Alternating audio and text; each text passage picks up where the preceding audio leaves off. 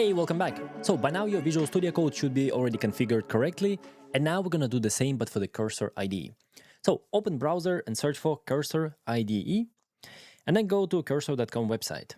In here, just find the download button, sometimes it's on the home, sometimes somewhere else, just click and download it. Then, once downloaded, just open and run the installer as usual. Now, in here, just follow along and you'll notice that it's exactly identical to VS Code installation. Just select the same settings and let's just wait until it installs. And also a quick note, VS Code and Cursor, they're both completely free to use. They even give you some AI agents and auto-completion for free, but it's limited. Once you're gonna start coding more often, you'll probably need to upgrade to something like individual plan, $20 a month. It's gonna also give you a few more features. But hey, start with a free one and see how far you can push it, especially in the beginning. Maybe you don't code as much, but once you need it, you can upgrade. Now, I think our installation is complete, so let's click on Finish and launch our cursor. Alright, the best way to code with AI. Now in here, either create an account or I'm gonna sign in into mine. Continue to sign in. Alright, now I'm all set, I can go back to Cursor. Now in here, it might ask me to get some kind of plugins. I'm just gonna skip all of that. And here we go, this is the cursor. Also, sometimes when you're gonna install it, you might see Agents View by default. If it looks something like this, don't panic, it's the same application, it just has two views. This one is more agentic. This is where you don't really code, you just ask agents to do stuff for you. And in the beginning, that's not what we want. We want to start with the basics and learn how to code first, then we're going to go agentic mode. Now, same as before, let's go and open the project. I'm going to find exactly the same project, my pyRevit extensions, and select that one. And as you can see, it looks very similar to VS Code. You can see there are like icons here instead of on the side. There's like agent a little different, but overall, the same application with just different AI harness on top of it. And also, we're gonna change a little bit. I want you to hold Control, click on comma to open cursor settings. You can also click right here and type kind of arrow cursor settings. Then in here, we actually want to go to VS Code settings. You see, it's still VS Code. And look here for orientation. And I want to change from horizontal to vertical. Click on that one and it will ask you to restart cursor. Let's do that.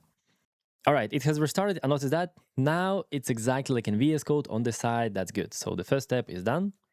Now let's see. The next thing, we need to go and install Python again. You already know that. So let's click on extensions and search here for Python. So I have it right here. Click on that one and click on install.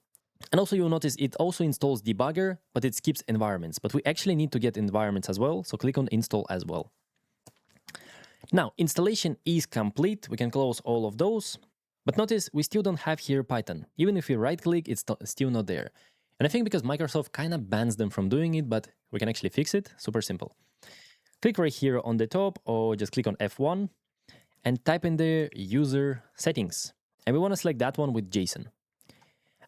This is kind of your settings in a written form. We just need to add here one more setting. So put here like double quotes.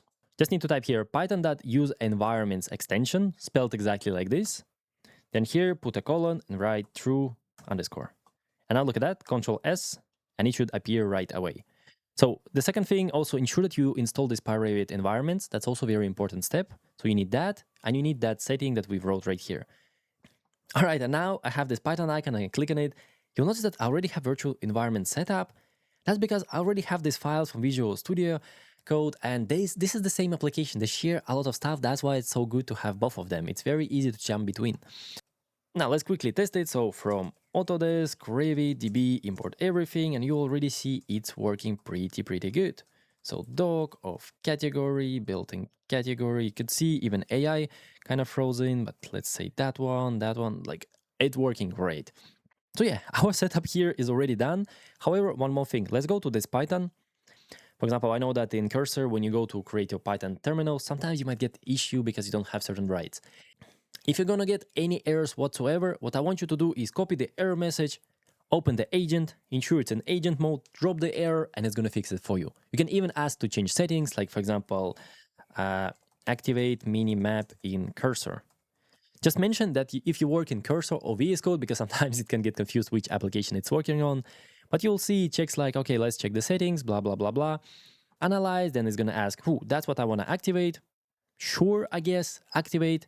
Now I have right here the minimap. You can see, well, it's made for large codes, so when you have a lot, you can navigate simply and see where you are. But hey, it doesn't matter right now. What matters is that if you get any errors, also drop it there. It can fix errors for you, kind of fix different things. It's super, super convenient. All right, and now Cursor IDE is also configured, Revit API pyRevit works, and they even share the same virtual environment with VS Code. That's amazing. Now, let's go to the next lesson, and I'm going to take you on a quick tour, compare the two so we can see and understand how to actually use it before we're going to create your first tool. So, see ya.